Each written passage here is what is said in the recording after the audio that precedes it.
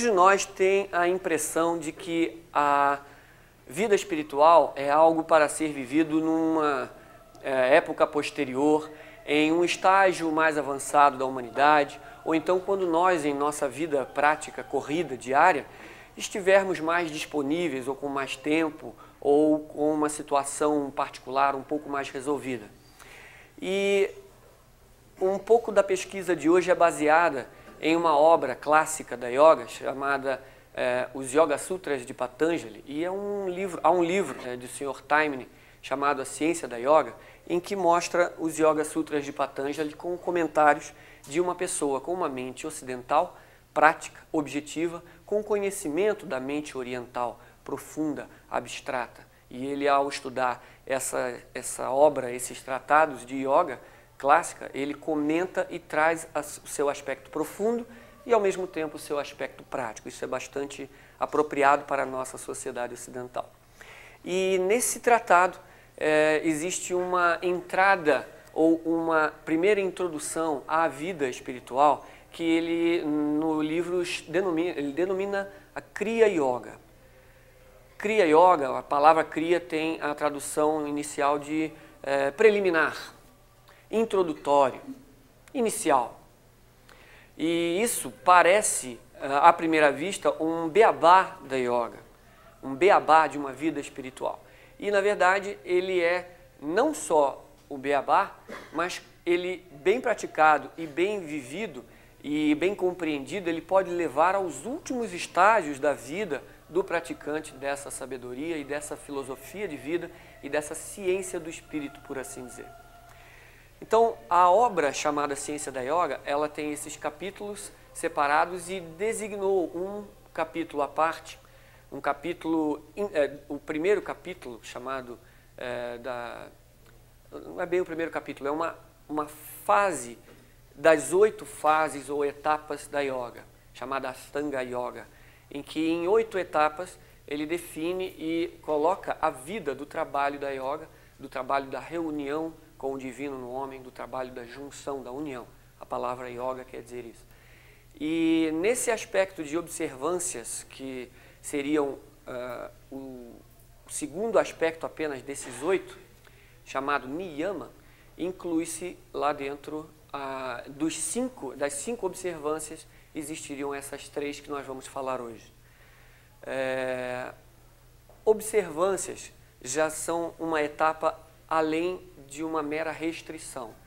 A primeira fase desse capítulo, né, das 8 fases, seriam restrições, parar de fazer o mal, parar de causar desarmonia.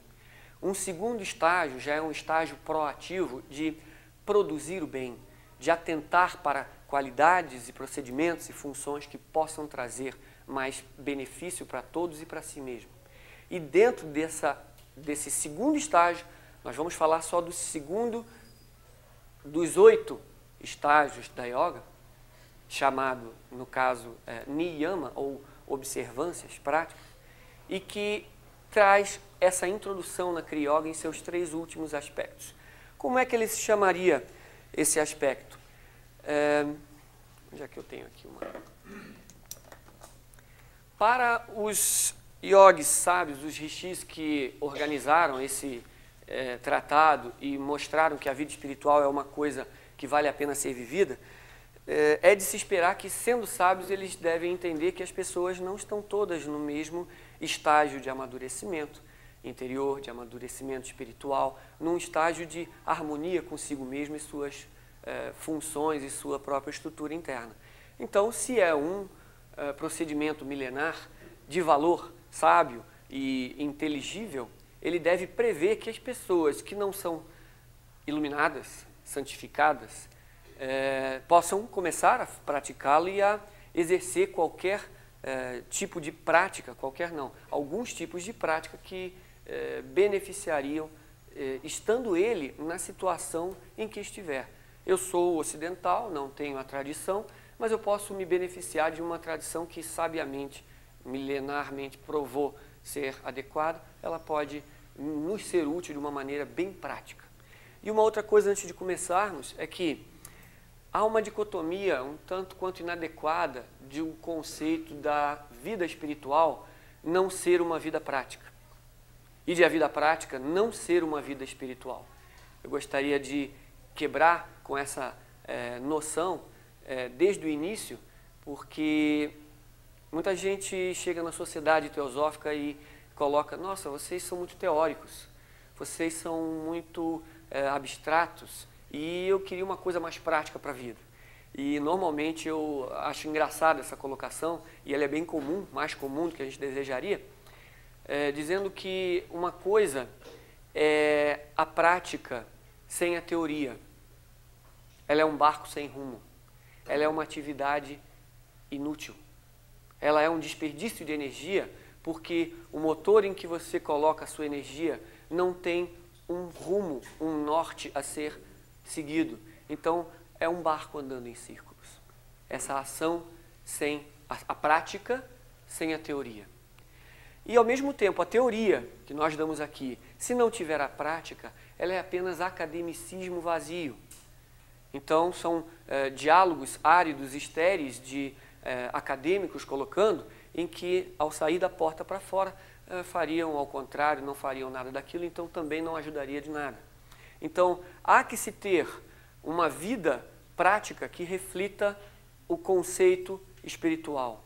E há que se ter conceitos espirituais para que a prática possa ser eficaz, efetiva e definida numa direção específica. Tratando isso como ciência, tratando isso como um ordenamento de atitudes e exercícios práticos diários para a vida nossa prática, nós temos 3 enfoques básicos na Kriya Yoga, que se trata da vida espiritual. O primeiro deles tem um aspecto da trindade primordial.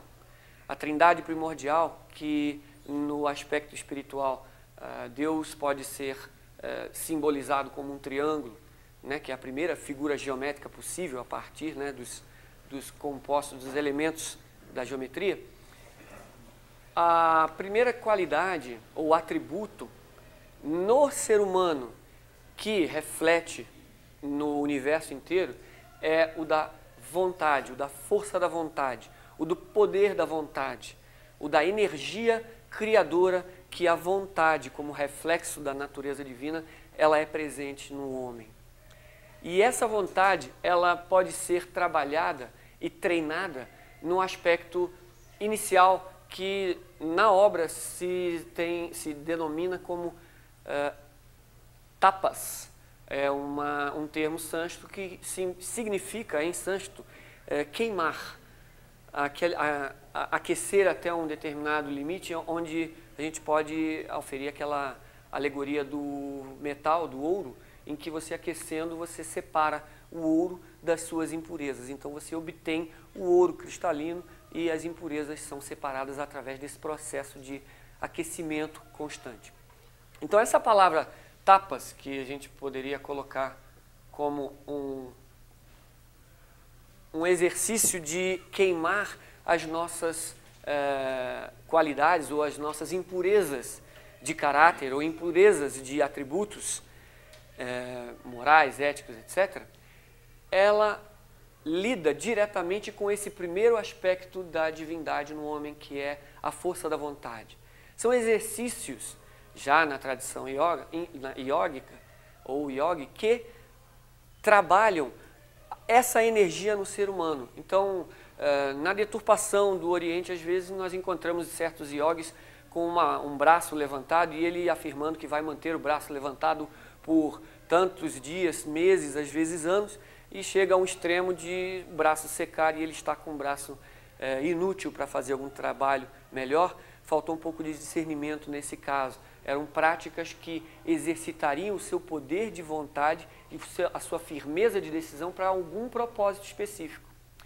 Então, na nossa vida prática, para qualquer coisa que nós, em nossa realidade particular, estejamos identificando uma coisa que pode vir a ser melhorada, que pode vir a ser trabalhada, nós podemos utilizar essa energia, esse princípio, o princípio de exercer a vontade definidamente em qualquer ponto ou etapa ou processo da nossa vida particular que nós concebamos esteja precisando ser melhorado.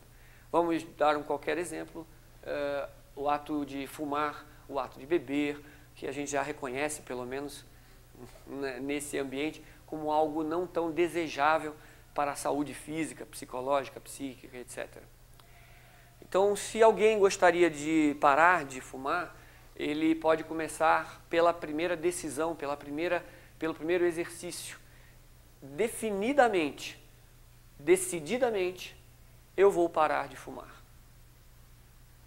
E exercer essa pressão constante, diariamente, em determinadas atitudes práticas do seu dia a dia, da sua rotina própria, e exercer essa pressão nos momentos em que se existe a maior tendência, vamos dizer nesse exemplo, ao fumo, nós definamos que vamos substituir por determinado, uma bala, alguma coisa que vai substituir o cigarro.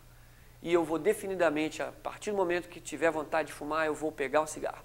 Nós vamos avaliar que, de preferência, uma cárie no dente a um efizema pulmonar, não é verdade? Então, eu preferia ter apenas uma cárie no dente por causa da bala do que um efizema pulmonar e desconforto aos vizinhos, ao ambiente em que eu estou e outras consequências mais. Logo, eu estou exercendo uma vontade definida. Eu estou exercendo a chama, o calor, a queima, para que na minha vida prática eu definidamente decida um caminho que eu queira seguir. Então, podemos usar a energia da nossa própria vontade. Se observarmos, tudo na sociedade humana, na história de toda a humanidade, todas as realizações foram produto de uma vontade. Alguém identifica algo realizado nesse mundo que alguém não tenha querido fazer antes? Logo, é um poder inigualável que todos nós temos e que não sabemos mensurar as suas próprias possibilidades. E esse poder está latente em cada um de nós. E se cada um de nós, tendo esse poder, estando na realidade em que só ele pode avaliar onde está, ele pode tomar mão desse poder, ele pode tomar mão dessa chama, que é a força espiritual, a energia espiritual da realização. E desse poder da vontade, ele exercer a transformação que ele acha, ele avalia ser a mais adequada para a vida dele naquele momento. E só ele tem esse direito e a perspectiva correta e a noção do valor que aquilo tem para ele. Para quem não fuma, por exemplo, é muito fácil sentir um certo desconforto ante um fumante do nosso lado. Para quem não fuma. Mas para quem fuma e é dependente física, psicologicamente, é bem difícil a gente largar do hábito de uma maneira assim tão simples. Mas requer essa energia, essa determinação da vontade. Então a natureza da Kriya Yoga, que prevê na natureza humana que ela possui a vontade divina latente dentro dela, há a prescrição então de energia espiritual, tapas, que na verdade ela é traduzida também não só como queimar, mas como disciplina, uma disciplina específica que a pessoa se coloca na vida para atingir um determinado fim. E ela não precisa ser uma coisa conflituosa, como a palavra disciplina nos evoca, né? Nós achamos que disciplina é algo torturante, algo imposto de fora para dentro e que nos incomoda bastante. Mas a palavra vem de discípulo, e o discípulo vem daquele que está pronto para aprender. No momento em que a gente identifica que é necessário e que para eu aprender eu tenho que ter determinada disciplina, ela cessa o seu conflito natural e é uma consequência mais do que natural no processo da nossa própria vida. Nos disciplinarmos para atingir determinados fins. Então essa energia que é ligada à vontade humana, ela pode ser aplicada para qualquer coisa na nossa vida prática que seja então necessária, esteja sendo avaliada pela nossa própria razão. Então tapas como a energia que vai veicular a energia da vontade. A energia do poder humano, o poder divino dentro dele que é ilimitado. Então, o aspecto humano mais sublime ou então mais poderoso, vamos dizer assim, seria essa energia da vontade que é inerente à energia da divindade. Eu não vou entrar aqui no lado abstrato de onde veio os atributos do Espírito, mas eu só estou rebatendo para os atributos da natureza humana. Então nós temos, nessa natureza humana também, nós temos um segundo aspecto, que é o aspecto intelectual. Nós temos a natureza, a mente divina, ou a natureza mental da atividade de reflexão, de cognição, etc., no aspecto espiritual, ela é refletida na natureza humana como o seu intelecto, a sua capacidade mental ou a sua capacidade de reflexão.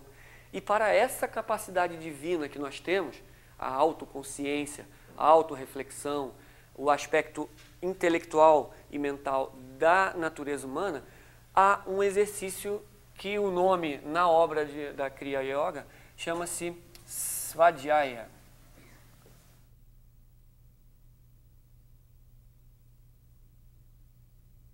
Svadhyaya literalmente quer dizer estudo, reflexão. E aí entra a nossa sociedade teosófica, que as pessoas observam sua característica de estudo, de reflexão, mas isso é tão importante? Será que não seria melhor nós sermos apenas fraternos, a fraternidade universal como primeiro objetivo, e a gente esquecer o estudo porque dá trabalho, é incômodo, a gente tem que se esforçar para entender alguma coisa e a mente da gente tende a ser um pouco mais relaxada? Puxa, vamos ser só amigos, né?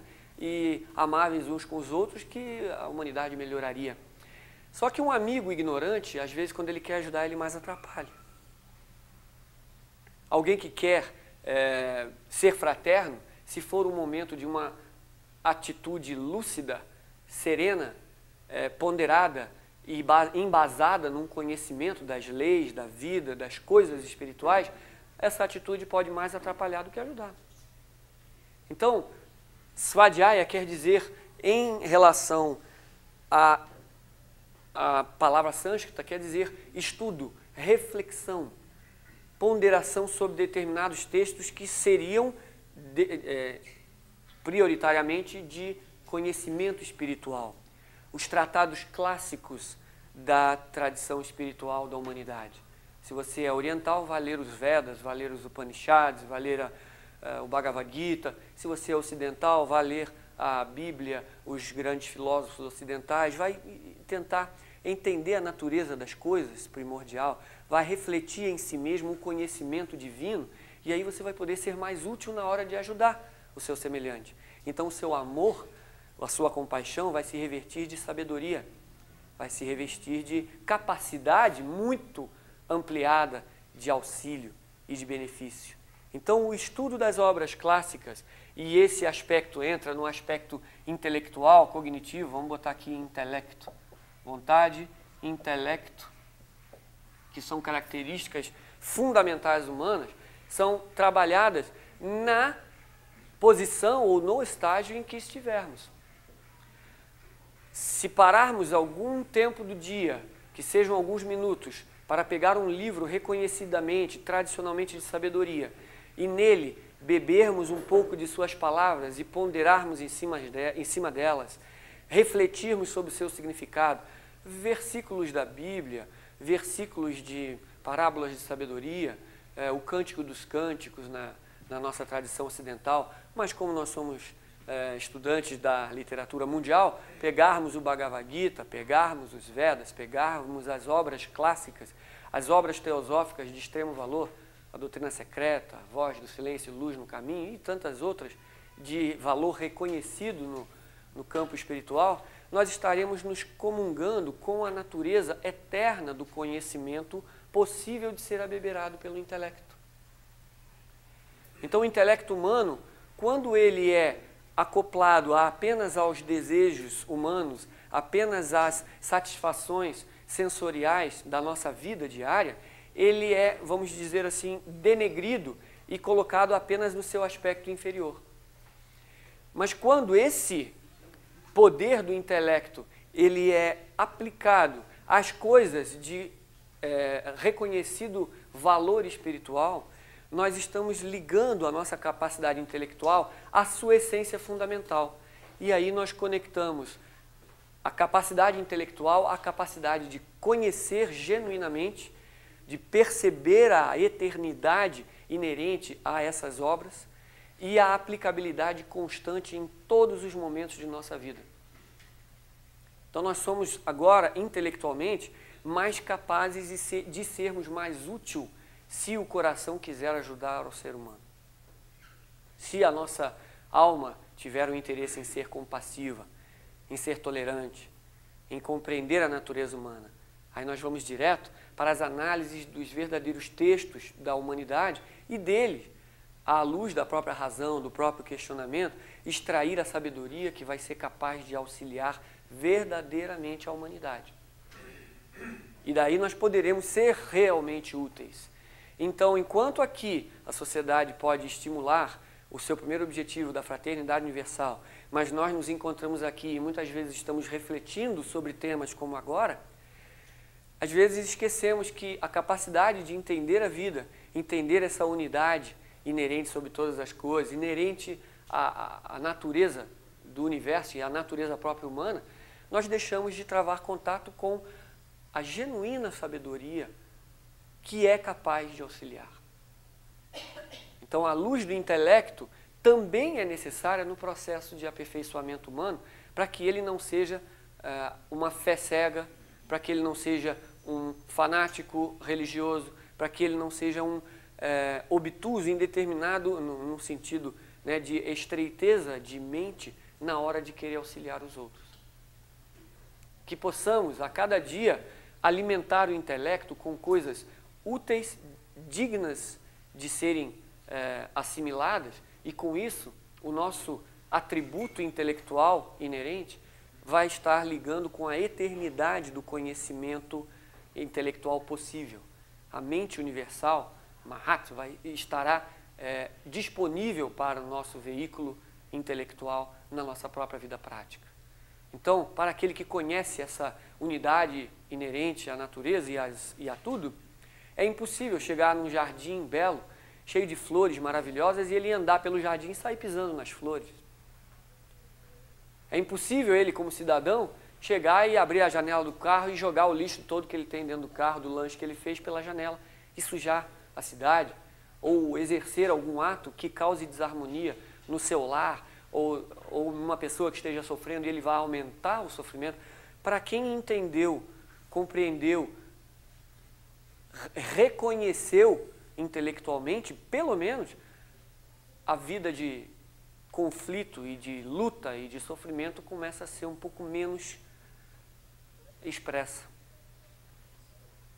Então nós temos como atributos principais vindos da divindade a vontade por um lado, o intelecto por um outro, e aí nós temos aquele atributo que conhecidamente, né, é o que nos distingue sobremaneira dos animais irracionais, vamos dizer assim, né, teoricamente irracionais, que seria o aspecto emocional, o aspecto afetivo, o aspecto de amor, compaixão, ternura. E esse aspecto, no tratado de Kriya Yoga, toma o nome de Ishvara Pranidhana. Essa palavra quer dizer, literalmente, entrega a Deus. Quer dizer um surrender, né? Uma comunhão da sua própria energia para com a energia divina habitando em você. Você não vai mais entrar em conflito com a natureza tolerante, compassiva que está presente em você e você deixar de sê-lo. Você entrega a Deus, entre aspas, é você ser o devoto, ser aquele que ama acima de tudo, e pelo amor você desenvolve também as outras qualidades. E esse trabalho de Ishvara Pranidhana é o trabalho do devoto genuíno, em que a vida dele pode ser uma expressão de um princípio motivador interno, que é benfazejo, divino, compassivo, tolerante, e é sábio por natureza e é harmônico com tudo na sua própria essência. Então, Ishvara Pranidhana é nos entregarmos a essa qualidade divina que está latente em tudo, está latente dentro de nós, e nós podemos enfocar, trabalhar a devoção, o aspecto emotivo, o aspecto emocional e o aspecto de sentimento, de amor na nossa própria natureza. Então nós vamos passar a ser o devoto. Então aqui seria o aspecto da devoção, do amor, o aspecto da compaixão na nossa própria natureza, e que ela é inerente dentro dessa tria, desse conjunto de atributos que são fundamento da natureza humana, que por sua vez é fundamento da natureza divina. No homem, eles se expressam por esses três aspectos: a vontade, o intelecto e a devoção. E como é que a gente pode fazer na vida prática? Na vida prática, a gente recomendou ao intelecto que seja 5, 10 minutos diariamente a ponderação, a reflexão na obra sagrada. E quanto à devoção, na nossa vida prática? Em qualquer lugar que estejamos, em qualquer estágio de evolução, ou de crescimento, ou de maturidade, como queira que estejamos, como é que a gente pode desenvolver? Colocando o ideal, a nossa vida, em função de algo que concebamos como o mais elevado e o mais digno de estarmos em comunhão com o Deus dentro de nós, a entrega ao Deus interno, ao Cristo interno. E essa entrega pode se vestir de várias maneiras. O cientista pode ser um devoto da harmonia. Alguém conhece a definição de Einstein sobre a ciência? Ele dizia que a beleza inerente à natureza e a inteligência nos seus processos eram a concepção que ele tinha de Deus. Então ele era um cientista, mas era um devoto da beleza e da inteligência divina por trás de todos os fenômenos da natureza. Então a devoção pode se vestir até em um aspecto que aparentemente seria mais intelectual, mas nós podemos ser o devoto da ciência pura, podemos ser o devoto do amor divino encarnado em um grande santo, em um grande instrutor da humanidade. Nós podemos vestir a devoção em uma ideia, a ideia da fraternidade universal. Eu vou me devotar e vou buscar me embeber e fazer com que a minha vida seja um reflexo dos meus princípios internos. E a minha vida prática, diária, pode se tornar um retrato fiel de uma alma que se entrega à divindade, se entrega a Deus. Então, Ishvara Pranidhana, ou o estágio, o aspecto devocional da natureza humana, pode e deve, e deveria ser estimulado em cada passo, em cada estágio, e que a nossa vida possa ser uma expressão do aspecto amor, compaixão, devoção, sentimento, do mais puro e do mais belo tipo. Então, ora, se nós temos a vontade, nós temos o intelecto, nós temos a devoção como princípios básicos da nossa natureza, nós temos esses três caminhos como um aspecto da divindade mais prístina, mais fundamental de nossa natureza. Então nós temos, e corroborando isso, nós temos os três caminhos básicos da evolução humana, através dessas três qualidades. No aspecto da vontade, nós temos o Karma Yoga, o Karma Yogin,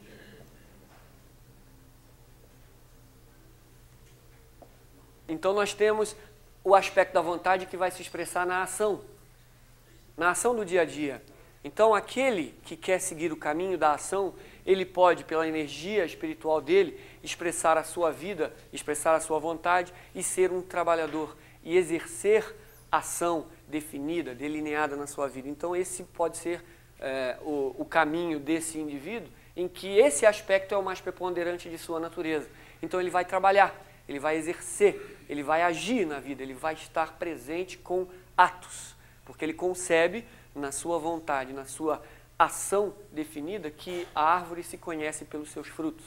Então ele vai agir com plenitude, com certeza, e vai transformar a vida em torno dele pelas suas ações, e vai ser um Karma Yogin, vai trabalhar a vida.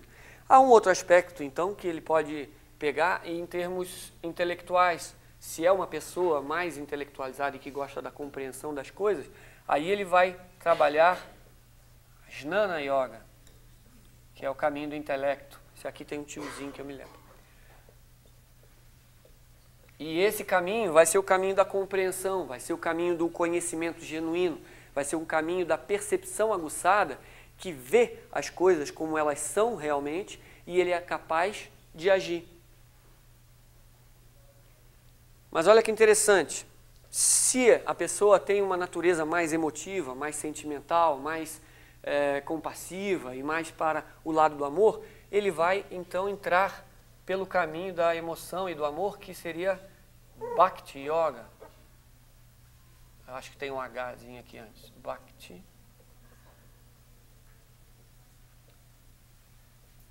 Então esse é o caminho da devoção, do devoto, daquele que ama e daquele cujo ser amado é a expressão mais completa e última de todas as qualidades que ele concebe como dignas de serem adquiridas. Então ele vai se refletir no amor àquele ser iluminado, àquela ideia, aquela divindade, e dali ele vai, por comunhão, por união, ele vai expressar aquelas mesmas qualidades, vai expressar aquela mesma sabedoria, vai agir daquele mesmo jeito.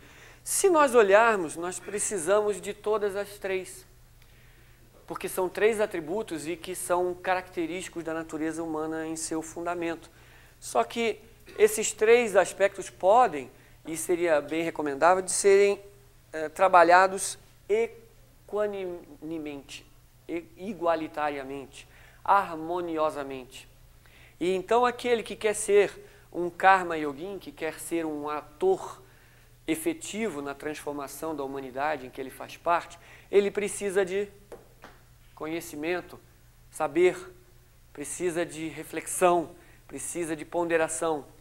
E ele, sabendo e tendo que agir, ele reflete a sua própria natureza emocional e a devoção. Então, pelo amor, pelo conhecimento, pela ação, ele atua e ele é um fator de transformação na humanidade e em si mesmo. Então, a vida, se ele for um emocional, ele sem compreender não vai poder prescindir do seu intelecto no ato de amar, em como ajudar. E como é que ele vai fazer? Ah, eu amo. Então você me ajuda? Não sei. Notem que todos são interdependentes e todos têm uma necessidade de desenvolvimento daquele que o complementa. E a natureza humana, então, através de uma yoga que seja integral, que seja abarcante nesses três aspectos, e nesse caso, o recomendado e a tradição clássica da Raja Yoga prevê a harmônica e interdependente evolução e aprimoramento e melhoramento dos três aspectos da nossa natureza humana. Se as pessoas quiserem ser as que mais conhecem, as mais eruditas, mas elas não tiverem o atributo do amor e da compaixão, elas serão acadêmicos frios e calculistas. Se a pessoa ela quer desenvolver só o amor e a emoção, mas ela não concebe o conhecimento, ela vai ser uma pessoa sentimental e sem capacidade de ajudar e de refletir. E ela não vai poder agir com plenitude. Se a pessoa quiser ser só uma agente, quiser só trabalhar, exercer a sua vontade, sem a compreensão e sem o amor, ela vai ser alguém que pode mais atrapalhar do que ajudar. É alguém que não para um segundo, mas você pergunta para ela, o que você fez hoje? Olha, eu não sei, eu trabalhei tanto que eu não tenho a menor ideia. Pode ser técnica, ele está rindo, mas pode ser técnica. Então, o aspecto da igualdade, da harmonia e da equanimidade na hora de desenvolver os atributos humanos, esses são simples aspectos da yoga preliminar. Mas tem alguma coisa de preliminar nisso? É apenas uma janela de entrada. Então hoje, aqui e agora, a vida espiritual pode se fazer sim. Nós temos toda a capacidade possível, toda a oportunidade possível de trabalhar no mundo de hoje a ação. De exercer a vontade em nossa própria natureza e sermos mais harmônicos, purificados, elaborados e podermos agir com direção, compaixão, tolerância, amor, etc.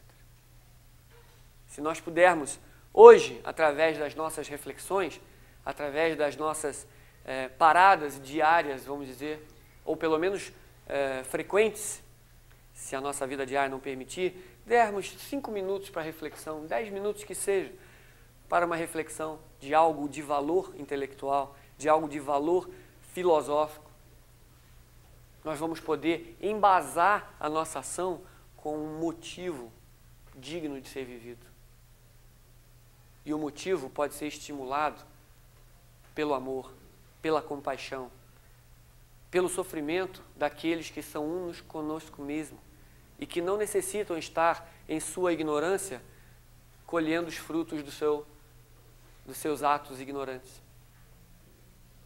E aí nós podemos, pela compaixão, pelo conhecimento e pela ação, sermos um pouco mais eficazes e uma fonte mais plena e rica de luz e bênçãos para esse mundo que sofre na sua ignorância. Então, esses aspectos que são inerentes à natureza, mas que ao mesmo tempo estão a nosso alcance, o trabalho da vontade. Eu quero parar de fumar, é uma coisa simples nesse exemplo que eu dei. Não é tão simples para quem fuma e é viciado, mas dentro do contexto é uma coisa aqui e agora. Tapas, energia, calor espiritual, fogo. Eu vou queimar tudo na minha vida que me leva ao fumo. E a decisão vai ser inadiável, vai ser para hoje, não mais fumarei. Porque eu quero. Isso é um atributo que está presente em nós. E é só a gente treinar que ele aparece. Vamos praticar. Então eu posso até usar, vamos usar o intelecto. Aí eu vou começar. Vou pegar o cigarro. O que é o cigarro? É uma planta que o pessoal defuma, faz, enrola, vai queimar, vai entrar aqui. Eu vou ter um prazer, não sei aonde, mas acho que é assim. E desse prazer eu me viciei e o corpo gostou daquela substância. É necessário para eu me acalmar que eu coloque uma fumaça para dentro do meu pulmão? Vamos ao intelecto. É necessário para eu parar depois de um almoço e de um cafezinho, eu ter que jogar fumaça em torno da minha área, né, de vida? Qual é o aspecto? Por que é que eu fumo? Para que eu fumo? Vamos refletir sobre o fumo. Eu preciso incomodar o meu semelhante? Eu preciso ser um fator de mau cheiro, incômodo e má saúde, porque o fumante passivo também recebe todos os... Então eu preciso ser esse fator na vida nossa, de cada dia, de incômodo e de má saúde para aqueles que me cercam? Então, esses 3 aspectos são os aspectos fundamentais da natureza humana. Há o caminho da yoga e da realização própria por cada um deles, e cada um deles fará com que desenvolva-se o aspecto complementar, e a natureza pode ser trabalhada. Eu só vou colocar, en passant, não sei se a maioria dos senhores e das senhoras já ouviu falar na teoria dos raios, que são os aspectos nos temperamentos humanos desses atributos. Na combinação de 3 aspectos, na combinação deles, nós temos a possibilidade de 7 aspectos diferenciados. Então, nós temos 7 tipos básicos de temperamento na humanidade. E esses 7 tipos se colocam no aspecto vida e no aspecto forma para o temperamento humano, vamos dizer, básico. 7 temperamentos básicos. E esse aspecto da vontade, ele se reflete no primeiro e no 7º raio. Esse primeiro raio é o raio do governante, o raio do poder, o raio da força, o raio da vontade, o raio da autoridade, o raio da execução, da autoridade, é o raio do governante, o raio daquele que tem o poder, da força de vontade. Então, o aspecto vida da vontade vai se expressar no governante, vai se expressar num grande general, num grande líder, naquele que conduz, naquele que tem um poder, uma energia vital muito grande no seu aspecto vida. Mas existe essa energia no aspecto forma, e esse aspecto forma vai se revelar no sétimo raio, que é o raio da ritualística, da ordem externa, da organização do aspecto externo da vida. Então, esse aspecto da vontade vai ser, no aspecto forma, melhor expresso entre os maçons, entre aqueles mestres de cerimônia, aqueles militares que apreciam aquela organização toda externa, aquilo que, no lado forma da vida, expresse ordem. E essa ordem vai ser poderosa, vai ter eficácia. Então, a vontade e o poder vão se expressar no lado vida, no primeiro raio, no aspecto do seu de vida. E no aspecto forma, no seu raio ritualístico, ordenador, um aspecto da estrutura externa para um trabalho ser eficaz. O segundo aspecto é o aspecto da inteligência ou do intelecto, e esse aspecto ele é expresso. Bom, eu vou, para facilitar didaticamente, passar logo para o terceiro, que é o aspecto do amor, da compaixão, etc. Ele se expressa no segundo raio, que é um raio do amor, um raio da sabedoria. Por que o amor e sabedoria estão no mesmo raio? É porque o conhecimento vestido de amor se expressa por sabedoria. Conhecimento é uma coisa, sabedoria é outra. Então, quando você embebe amor na sabedoria, amor no conhecimento, ele vira sabedoria. Então, no segundo raio é o aspecto vida, é aquele da sabedoria e da compaixão. Esse é o aspecto forma. Como é que se dá no aspecto... esse é o aspecto vida. Como é que se dá no aspecto forma? No raio sexto, que ele é o raio do devoto. É aquele que corporifica o seu objeto de amor. Então, o aspecto forma do aspecto devoção é o raio daquele que ama incondicionalmente. É o sexto raio, o raio do devoto. O raio daquele que se dedica a algo ou alguém corporificadamente. A uma ideia, a um grande ser iluminado. Aí nós temos um terceiro raio, que é o aspecto vida desse nosso aspecto intelectual. E como é que ele se dá? Ele se dá nos filósofos, ele se dá naqueles pensadores que veem o arquétipo das coisas, o fundamento intelectual das coisas, aqueles que entendem a vida no seu aspecto mais elaborado, abstrato, conceitual. Então esses são os filósofos, eles são que caminham ou têm um temperamento dos pensadores, dos filósofos, daqueles que refletem no aspecto abstrato e conceitual da vida. E como é que esse aspecto intelectual se expressa no aspecto forma da nossa natureza? No aspecto do cientista, que é o aspecto do quinto raio. Então, o aspecto intelectual, trazido à maneira concreta, à maneira da forma, vai dar aquele que ama ou que trabalha, estão sempre interrelacionados, no aspecto da natureza formal, da natureza manifestada, da natureza fenomênica. Então, os cientistas atuais, usando o seu intelecto, querem descobrir como a natureza opera, como a natureza dos fenômenos.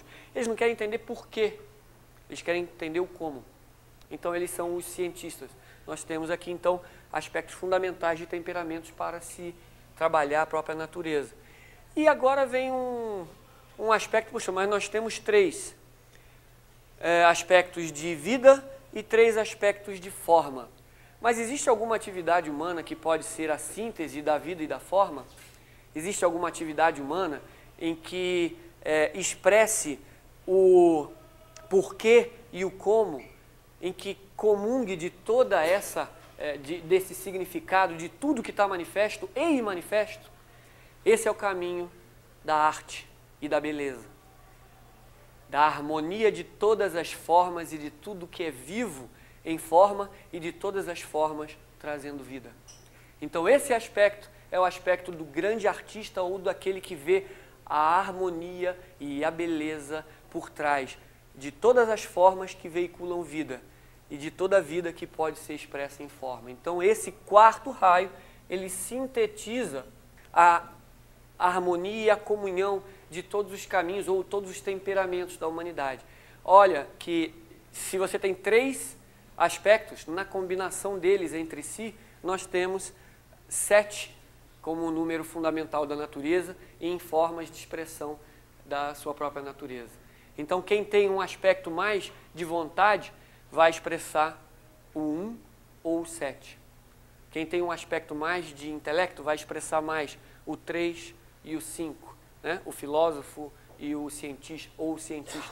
E quem tem um aspecto mais de amor, compaixão, tolerância e tal, vai expressar mais o 2º em termos vida ou o 6º em termos forma. Então nós temos 7 tipos básicos de temperamento na humanidade e temos esses 7º são advindos da combinação daqueles 3 princípios humanos fundamentais, que são o aspecto da vontade, o aspecto do intelecto e o aspecto do amor e devoção. Se alguma coisa daqui não fez sentido palpável para que a gente possa também aprimorar a questão compreensão, a questão intelectual de algum assunto que é importante para a nossa vida espiritual, que não é apartada da vida prática, da vida física. A maneira com que eu falo para com meus colegas de trabalho vai expressar se eu sou espiritual ou não. Os sentimentos que eu tenho em relação a meus superiores, a meus colegas, a meus subordinados, vão dar uma expressão de como eu estou na minha vida prática, expressando ou não o meu aspecto espiritual. O valor e a eficácia da minha atividade, se ela é danosa ou não, se ela vai trazer um bem definido ou não, vai expressar se eu posso ou não usar essa energia, que é divina, está em mim aqui, e eu posso usar a todo momento em minha vida prática. Então hoje nós temos aqui, não sei se somos 70, 80, nós temos 80 iogues ocidentais, sem hobby nenhum, sem turbante nenhum, sem nenhum tipo um pouco folclórico do que a gente concebe como yogi, mas que nós podemos colocar na nossa vida prática princípios universais que estão inerentes à nossa vida e que só nos resta estimulá-los, desenvolvê-los, frutificá-los. Eles estão em nós, aguardando a nossa própria expressão única deles. São 80, 70 tipos diferentes de yogis, únicos, que vão expressar essas qualidades, que vão seguir por algum caminho básico ou tiver algum temperamento específico, mas eles serão únicos. A maneira única de expressar a sua própria divindade interna. Porque ela é trina, ela pode ser expressada basicamente pelas suas combinações por 7 maneiras diferentes. 7 temperamentos básicos que vêm de 3 princípios fundamentais da divindade presente em nós. E aí nós podemos acabar agora, a partir de hoje, com essa dicotomia criada pela mente humana. Nós não somos seres práticos sem sermos um pouco teóricos. Nós não somos seres teóricos sem trazer essa prática à nossa vida diária. E nós precisamos sentir que não há momento no futuro a ser vivido e que não há momento no passado a ser lembrado, porque isso é uma ação ainda inútil. A ação efetiva, eficaz, só pode ser executada no momento presente. Não existe outro momento de se agir que não seja o momento presente. Há uma ilusão em nossas mentes de que no futuro só eu irei me aprimorar, eu irei melhorar, e aí deixarei de ser fumante, violento, grosseiro, intempestivo, etc. Se eu não trabalhar agora, o futuro não será realizado nunca. Então eu não posso agir pensando no motivo da minha ação no passado e não posso agir numa expectativa de ganho no futuro. Eu tenho que agir pela natureza real, pela natureza da ação que é pedida pela vida. Isso se chama Nishkama Karma, que é a ação que não visa o lucro ou o benefício inerente a ela. Ela é feita porque ela deve ser feita, porque assim foi necessário.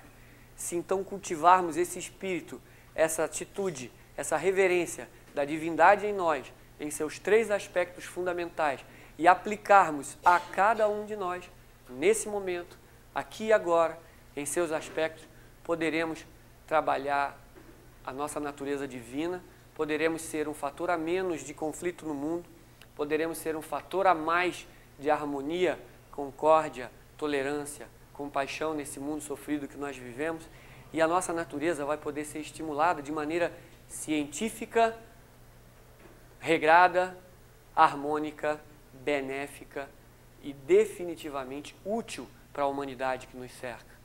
Agradeço a todos por terem tido a paciência de me escutar por esse breve espaço de tempo, mas que de preferência em uma dedicatória à natureza da yoga, que ela é milenar e ela está presente em todos nós e nós podemos fazer uso dela, que façamos hoje, aqui, agora, uso de todos os nossos atributos divinos e não nos furtemos a exercer o maior interesse e a maior vontade em trazer isso tudo à tona, porque vocês merecem, o mundo merece a nossa ação e eu agradeço imensamente a oportunidade de ter estado aqui com vocês hoje.